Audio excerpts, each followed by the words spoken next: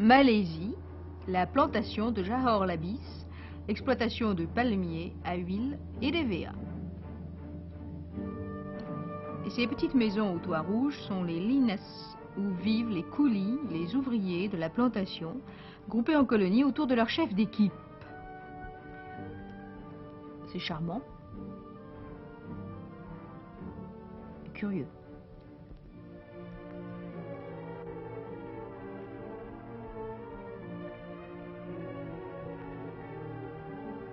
Toutes les plantations sont en escalier,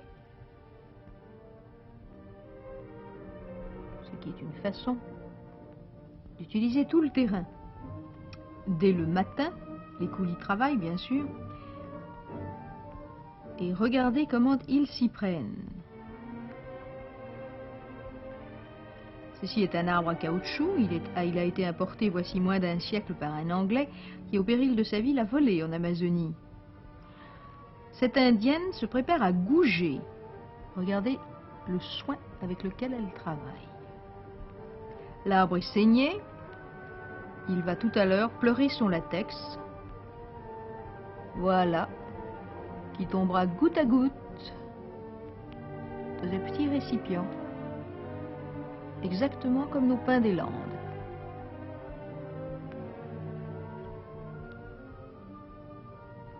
Le précieux liquide est ramassé, bien entendu, et il est même transporté par une femme. Ça doit être lourd, elles sont courageuses et souriantes.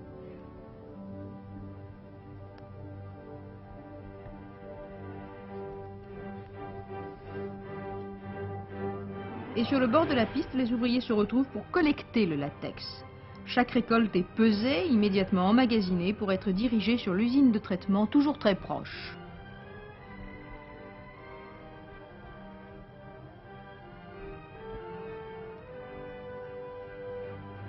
Pour l'instant, on ramasse le latex et on le pèse.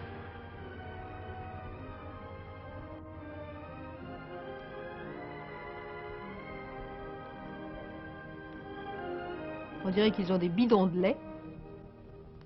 Il n'en est rien du tout, c'est du caoutchouc.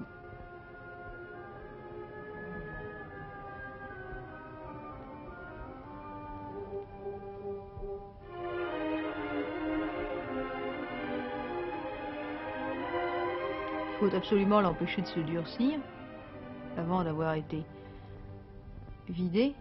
Il en tombe à côté, vous allez voir, ils ne prennent aucun soin. Ils s'en perdent sans doute une certaine quantité, c'est pourtant pénible à ramasser.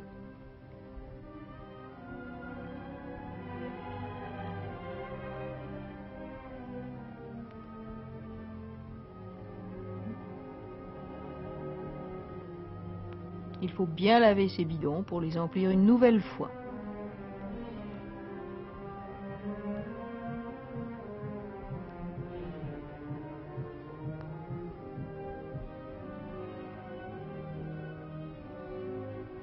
Vous allez assister à une scène amusante. Deux Européens qui regardent travailler des hommes et, vous allez le voir, une femme. Voilà, des femmes même. Elles défrichent, c'est un travail difficile. Probablement qu'elles supportent mieux le climat que ces hommes en short blanc.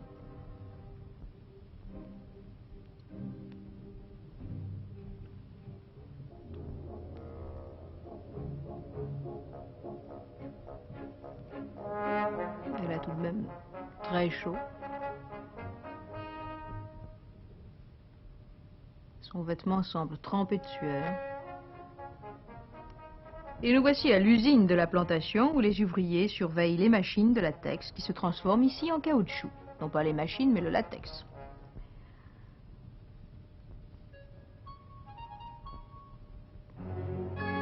Là aussi, les femmes travaillent.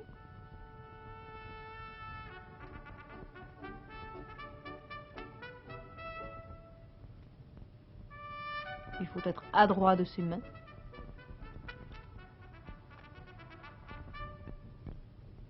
C'est certainement une matière agréable à travailler, agréable à toucher.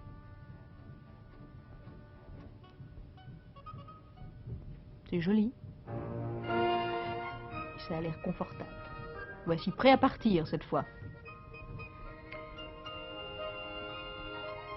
Ce que fait ce jeune homme, bien, vous allez le voir, l'image va vous le dire.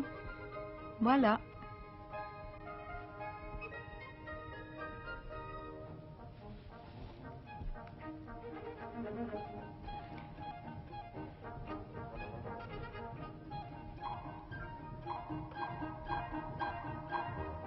C'est une lourde grappe qui est chargée d'huile et qui tout à l'heure sera transportée à l'usine par un camion après broyage.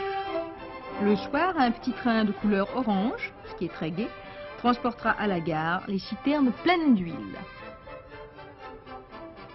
Il est juché sur les hauteurs d'une façon inquiétante. Mais il ne lui arrivera rien, et voilà le petit train.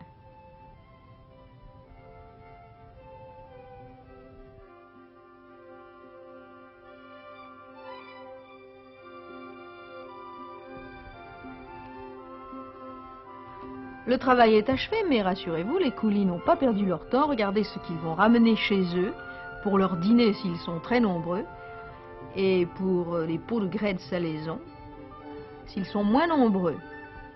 Ce splendide sanglier ferait envie à bien des amateurs. Admirez cette maison, elle est extraordinaire de ligne, et elle passe pour être une des plus belles de la Malaisie.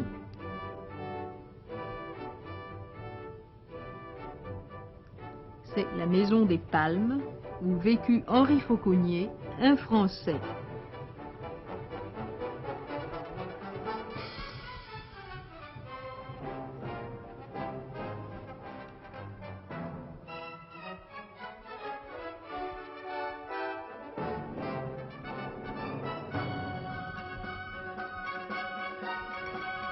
Et quittons à bord de cet avion la province de Johor pour gagner le Perak, où nous trouverons une mine d'étain que nous survolons actuellement.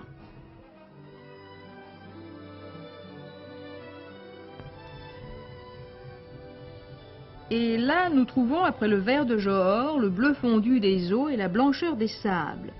C'est un univers lunaire écrasé de chaleur, barré de canalisation, et là s'extrait l'étain.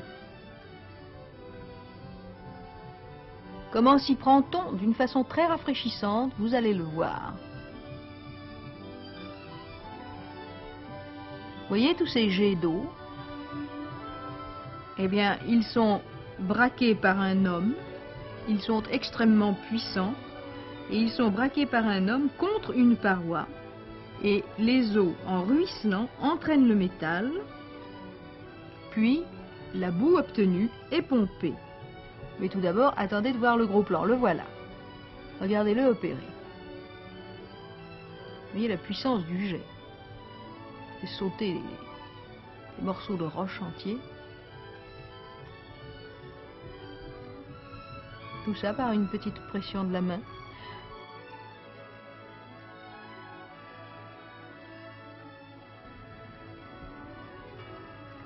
Et cette boue est ensuite décantée dans de longs couloirs.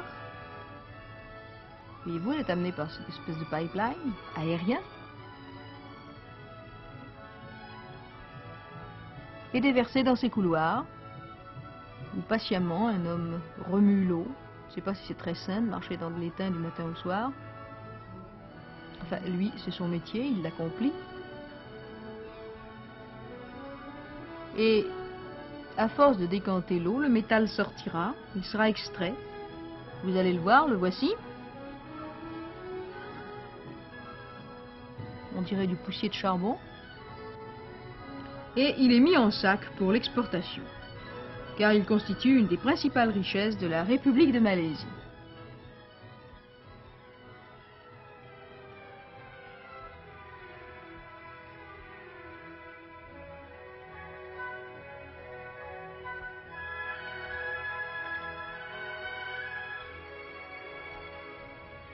Et en descendant sur Malacca, on traverse d'immenses rizières au milieu desquelles on aperçoit des pêcheurs.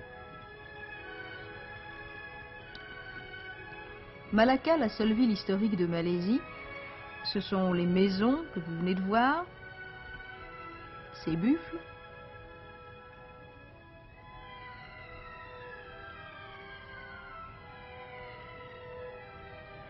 des magnifiques résidences, telles celle-ci.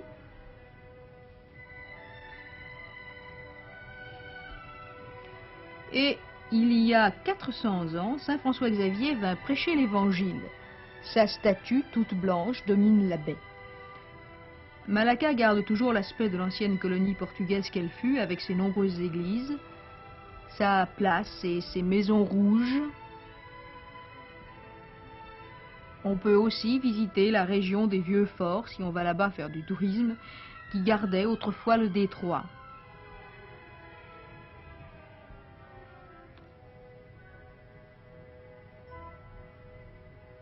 Vous voyez les églises,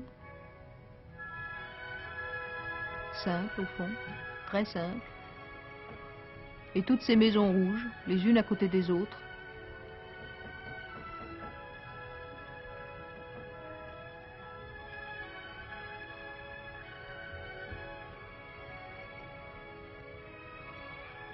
Et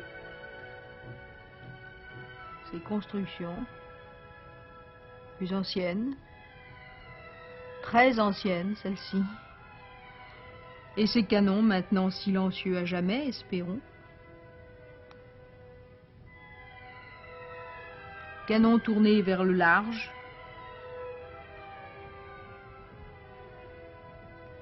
Et le cœur de Malacca, il est dans ce port, encore animé. Des rues étroites et bâchées y conduisent. Nous y sommes.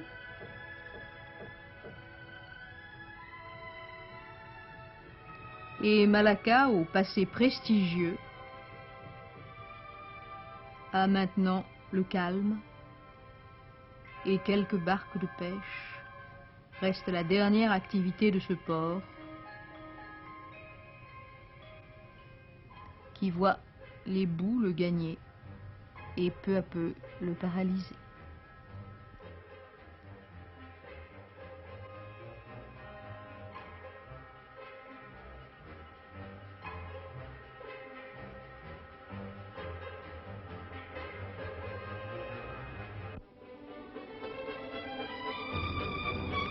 Irène Chagnot vous a proposé Voyage sans passeport. Cette émission a été réalisée avec le concours de Henri de Grandmaison et de Solange Péter. Montage Pierre-Michel Ray, script Lucette Andréi, son Claude Gilson, illustration sonore Dominique Paladine.